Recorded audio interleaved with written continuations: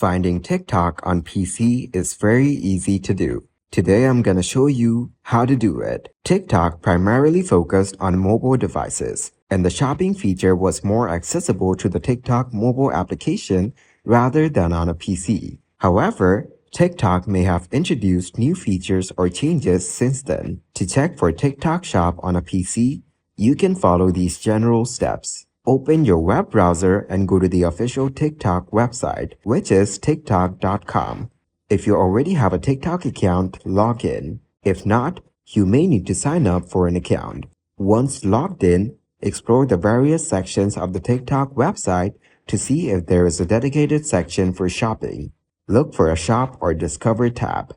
Sometimes, shopping features are integrated into your profile. Navigate to your profile page and see if there are any shopping-related options or tabs.